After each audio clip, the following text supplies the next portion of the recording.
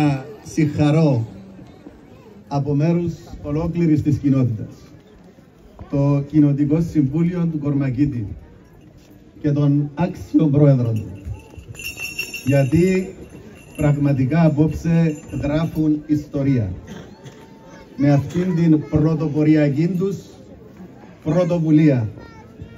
Δεν στέλνουν μήνυμα μόνο εδώ στον Κορμακίτη, αλλά στέλνουν μήνυμα σε όλη την Κύπρο. Στέλνουν μήνυμα ελπίδας ότι οι καλύτερες μέρες μπορεί να ανατείλουν. Θέλω να συγχαρώ επίσης το πλήθος των εθελοντών και των εθελοντριών που εργάστηκαν ασταμάτητα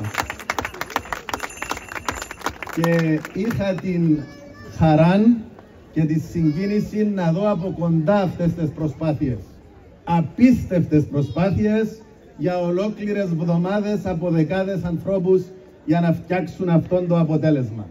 Και τους συγχαίρω από τα βάθη της καρδιάς μου. Μόνον με τέτοιον πνεύμα μπορούμε να ελπίζουμε, και εφόσον το έχουμε επιδείξει και αποδείξει, είμαι βέβαιος ότι θα τα καταφέρουμε καλύτερα. Τώρα, θέλω να ευχαριστήσω ασφαλώς την αγαπητή φίλη Άννα Αριστοτέλους, η οποία είναι εδώ μαζί μας και πάλι. Και αγαπητή Φιλίππα, προβληματίζομαι έντονα να καταθέσω μια πρόταση προς το Κοινοτικό Συμβούλιο του Κορμακίτη να την κάνουμε επιτιμή κάτοικων του Κορμακίτη, επειδή είναι τόσο τακτικά εδώ που παρακολουθεί από κοντά όλα τα γεγονότα και συμβάλλει τα μέγιστα στη βελτίωση ακριβώς των συνθηκών διαβίωσης που περνά αυτός ο κόσμος εδώ. Τώρα για σας.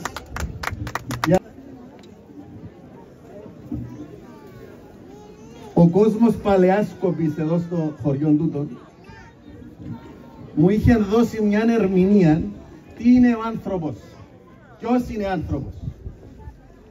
Και μου είπαν, αγαπημένε μας Γιαννάκη, άνθρωπος είναι εκείνος που διά τον λόγον του, αλλά εκείνος που στέκει στον λόγον του.